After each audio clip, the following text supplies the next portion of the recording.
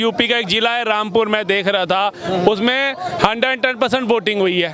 और आवास योजना मिलने के बाद, स्वास्थ्य योजना मिलने के बाद, शौचालय योजना मिलने के बाद, सभी योजनाओं का भरपूर लाभ उठाने के बाद बीजेपी को एक वोट भी नहीं डाला गया। तो मैं तो कहता हूँ यूपी के हिंदुओं को मैं कहता हूँ कुछ सीखने को चाहिए ना, उन मुस्लिम भाइयों से सीखो। मुसलमान जाति और धर्म की बात नहीं करता, उन पे भी 36 बिरादरी हैं, मगर उन्होंने एक होकर ये दिखा दिया कि मोदी जी तुम हमारे लिए कुछ भी कर लो, हमने जिसको वोट देना हम तो उसी को देंगे।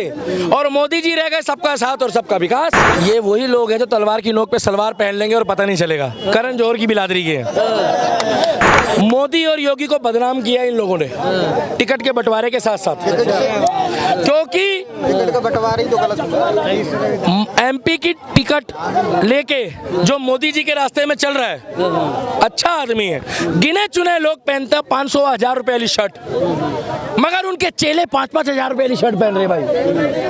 कोनो फिरकी ले रहा है ना। ईवीएम कहाँ गई? राहुल गांधी चिरकुट कहता था ईवीएम हैक हो गई है। मुसलमानों ने एकता दिखा दी, उन्होंने बता दिया तुम जितने मर्जी मकान दे दो, जितने मर्जी घर दे दो, सुन लो, जितने मर्जी राशन दे दो, जितने मर्जी कपड़े लत्ते दे दो, जितने मर्जी सुविधा दे दो, हमारा जिसको मन है वोट देंगे। एनडीए को पूर्ण बहुमत मिला, सरकार बनाने जा रही है, लेकिन महागठबंधन को भी बढ़त मिला है। उत्तर प्रदेश में एक अलग तरीके से ही जो है महागठबंधन को बढ़त मिला। और रही बात अयोध्या की बात की जाए तो अयोध्या में 5 की 5 सीटें उस क्षेत्र के जो है महागठबंधन के पक्ष में गया। क्यों, ऐसा क्यों हुआ? देखो, पहले तो मैं मोदी जी के बारे में कहूँगा, जिनको मोदी से भी आधी भी सीटें नहीं मिली हैं, वो ऐसे बंदरों की तरह उछल रहे हैं जैसे उन्होंने वर्ल्ड जीत लिया हो। और अभी भी मेजोरिटी मोदी जी के पास है। अभी ये पप्पू जैसे लोग 5 साल तक अभी भी बेरोजगार है। और जहाँ तक अयोध्या की बात है, वहाँ पे कुछ जाति कार्ड चल गया है और कुछ 1-1 लाख रुपए का जो लालच दिया गया है ना, वो चल गया बस, और कुछ नहीं है। जातीय कार्ड चला है वहाँ।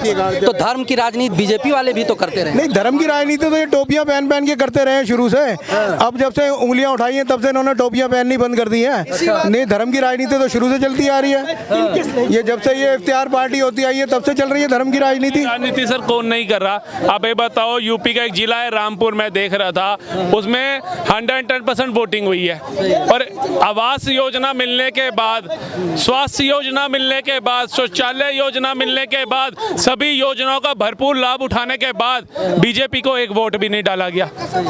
तो मैं तो कहता हूँ यूपी के हिंदुओं को मैं कहता हूँ कुछ सीखने को चाहिए ना, उन मुस्लिम भाइयों से सीखो। कम से कम अपने धर्म के तो पक्के निकले वो।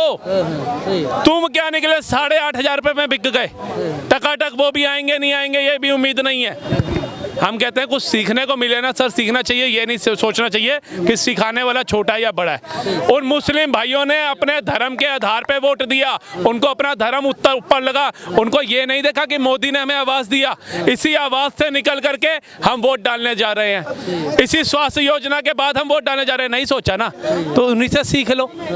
लेकिन 5 के 5 सीट एक तरफा जो है महागठबंधन को चला जाना, वो भी अयोध्या के इर्द गिर्द के सीटों, एक बड़ी बात है ना, क्योंकि रामलला को लेकर इतने दिनों तक लड़ाई होता रहा, इतिहास बदला गया, रामलला विराजमान हुए, चुनाव जो है उसके इर्द गिर्द घूम फिर के रहा, उसके बावजूद भी 5 के 5 सीट हार गए। देखिए, इसमें 2 तरीके की नाराजगी जो देख रहे हैं ना, और जो हमें समझ आ रही है वो यही आ रही है। एक तो जातिवाद था बहुत, दूसरा क्या था, सीटों का जो वो था ना तालमेल, वो नहीं बैठा सही, क्योंकि वहाँ की जनता की शायद ये ख्वाहिश थी कि भैया इस नेता को दो, और शायद हो सकता ऊपर बैठे बड़े नेता को इतना मतलब वो था कि शायद जो हम फैसला लेंगे वही सही होगा। इस तरीके से हम मोदी और योगी को पसंद करते हैं ना, उसी तरीके से क्षेत्र के लोग भी मोदी और योगी जैसे बंदों को पसंद करते हैं। अब जब योगी जी ने 35 बंदों की सीट दी, इन लोगों ने अपनी मर्जी से कैंडिडेट खड़ा कर दिया। तो भैया देखो, मैं ये जातिवाद की राजनीति की बात नहीं कर रहा, मगर जिसको जो पसंद है वो तो वही खाएगा। अब सीजन आम का चल रहा है ना भैया, तो आम की तो बात करोगे। आप बीजेपी के शीर्ष नेतृत्व पर उंगली उठा रहे करो तैयारी, कोई नहीं है चक्कर में भाई, तब तुम काहे टेंशन ले रहे हो? देखो सबूत लेके चल रहे हैं। क्या है सबूत? राज तिलक की करो तैयारी, आ रहे हैं। बकवास आ रही 9 तारीख को कोई नहीं है टक्कर में भाई साहब इनकी, ये शपथ ले रहे हैं। अब फर्स्ट नहीं आए, पास तो हो गए, रहा सवाल 10 20 30 सीटों का, तो सैकड़े पड़े हैं, उल्टा सीधा लिख लिख के और बढ़ जाएंगे। राहुल गांधी का एजेंडा था कि जाति धर्म से बांटो और वोट काटो, ये डाल देना। वो खुशी इसलिए हुए हैं कि जाति धर्म में बांटो और वोट काटो।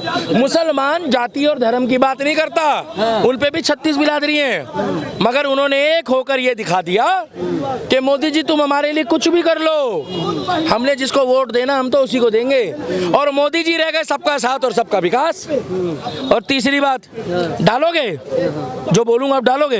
बोलिए ना। ये वही लोग हैं जो तलवार की नोक पे सलवार पहन लेंगे और पता नहीं चलेगा। करण जौहर की बिरादरी के हैं। सामने से आके बोले माँ कसम ऐसा भरा पड़ा हूं ना, सीधा केजरीवाल के बराबर वाले बैरिकेड पे जाऊंगा। अरे तुम पीछे से बोल रहे हो, पीछे तो कुत्ते भौंकते हैं भाई। दारा सिंह का भक्त हूं मैं। अच्छा। क्या लोकतंत्र, लोकतंत्र है, बोलने का अधिकार सबको है, क्यों ना बोले भाई? तो मियां खलीफा के साथ बैठ के बोलो ना। लोकतंत्र है। दूसरी बात, बीजेपी के जितने भी शीर्ष नेता हैं उनको बोलो कि जितने भी नीचे केंद्र में मंत्री बनेंगे और एमपी हैं वो भी ठीक है, पहले सुन लेना, उनके चेलों को समझा दो कि जनता को मिलने दो, जनता को मिलने दो, बिल्कुल राइट। पिछले 5 सालों में कुछ जगह ऐसा हुआ है कि एमपी से बड़ा तो उसका चेला बन रहा था। भैया गलत बोल रहा हूँ? कैमरे में बता दो गलत बोल रहा हूँ? बिल्कुल सही है, बहुत बढ़िया। सही बोल रहा हूँ गलत बोल रहा हूँ? ताली मार दो ना भाई साहब आप। Okay 100% okay. अगर अब की बारी तुमने नहीं मिलने दिया फिर मत बोलना कि मोदी और योगी पे ठिकड़ा फूटेगा, क्योंकि मोदी और योगी तो सबसे नहीं मिलेंगे, मगर अपनी बात करने के लिए तुम एमपी के पास जाओगे। अब उनका चेला कहता है काम बताओ, क्यों बताए बे तेरे को काम? हमने तेरे को वोट दिया है, हमने जिसको वोट दिया हम उस एमपी से मिलेंगे, चाहे वो माँ हो, बहन हो, भाई हो, बंधु हो, बुजुर्ग हो, उसकी परेशानी का चाहे हल कोई निकाले, मगर उसका अधिकार है। जिस तरीके से तुम घर घर जाके वोट मांग रहे थे और कह रहे थे कि मुझे अपना बेटा समझो, उसी तरीके से अगर तुम्हारे कोई घर आए तो उसको इज्जत दो, सम्मान दो और उससे मिलो। भैया गलत बोल रहा हूँ? मोदी और योगी को बदनाम किया इन लोगों ने टिकट के बंटवारे के साथ साथ, क्योंकि टिकट का बंटवारा ही तो गलत। एमपी की टिकट लेके जो मोदी जी के रास्ते में चल रहा है, अच्छा आदमी है, गिने चुने लोग पहनते हैं 500-1000 रुपए वाली शर्ट, मगर उनके चेले 5-5 हजार रुपए वाली शर्ट पहन रहे भाई। कोनो फिरकी ले रहा है ना। इसीलिए ये वही यूपी वाले जिन्होंने बाबा को बैठाया है, ये वही यूपी वाले हैं जिनका दम पूरी दुनिया देखती है, और ये वही यूपी वाले हैं जो अपनी पे आ जाए तो प्रधानमंत्री चुनते हैं। तो भैया मैं गलत नहीं बोलूंगा। वही यूपी वाले हैं जो अयोध्या में हरा भी दिए। क्या बोला? लोकतंत्र है, ईवीएम पे ठीकड़ा फोड़ो। ईवीएम कहाँ गई? राहुल गांधी चिरकुट कहता था ईवीएम हैक हो गई है, बोला अब केजरीवाल कहता था दिल्ली में 7 सीटें हम जीत रहे हैं, अगर मुझे बचाना है तो बीजेपी को हराना है। पब्लिक में किसी ने भी नहीं चाहा कि केजरीवाल बाहर आए, नहीं चाहा भाई। आप खुश हो दुखी हो? हम तो दुखी कहाँ है, एक के साथ 2 फ्री अभी तो अंदर गया है। एक के साथ 2 फ्री थी। हाँ तुमने यहाँ भी घोटाला कर दिया। घोटाला तो कराई है इसने, तो हम तो फ्री दूंगा, सबको फ्री दूंगा, तो क्यों अंदर घोटाला? जब भैया अगर ये दोबारा आ गया तो दारू फ्री, चखना फ्री, गिलास फ्री, आइस क्यूब फ्री, और वो भी फ्री। और दिल्ली वालों को चाहिए क्या भाई? तुम बड़ा जोश में लग रहे हो। दारू के साथ अच्छा तो भैया हम तो एक ही बात बोलेंगे कि मोदी नहीं हारे हैं, मोदी जी तो 9 तारीख को शपथ ले रहे हैं। ये जो कुछ वोटों का फर्क आया, बच्चा मेरिट लिस्ट में नहीं आया, अरे पास तो हो गया, और जो कह रहे हैं 0 होता जब होता। एक मिनट, कांग्रेस खुश हो रही है 70 साल पुरानी पार्टी को 99 वोट मिले, 99 एमपी, ऐसे कर रहे हैं। उभरते हुए नेता है। अभी तो मोदी योगी ने नहीं करा, नहीं तो ऐसे कर देते वो भी। पहली बात। दूसरी बात, इंडिया अलायंस 2 ठो इधर, 4 ठो इधर, 2 ठो इधर, 40 इधर, 20 इधर, ये इधर, सबको इकट्ठा करा। बोले कितने हुए? बोले सर एक तो गया वहाँ पर डीजे में डांस कर रहा है नेपाल, और यहाँ अकेला नरेंद्र मोदी 240 लेकर आए। भैया जोरदार तालियां बजा दो नरेंद्र मोदी के लिए। अकेला नरेंद्र मोदी। और एक सुमित नाम का व्यक्ति है, अब 24 के बाद उसकी भी शादी करा देंगे। भैया जोरदार ताली बजाओ उसकी भी, भैया हमारा भाई है, मेरी जान है। और जितने लोग कांग्रेस पार्टी में शिलाजीत लेके इलेक्शन लड़ रहे थे, हार गए। शिलाजीत नकली निकली। और एक ही बात है, 9 तारीख को राष्ट्रपति भवन और लाल किले में मिलने था। और आज तिलक की करो तैयारी क्या। और अयोध्या वालों को बार बार कुछ मत बोलो भाई, ये बंटवाना चाहते हैं, भिड़वाना चाहते हैं। हिंदू रहो साथ मिलके।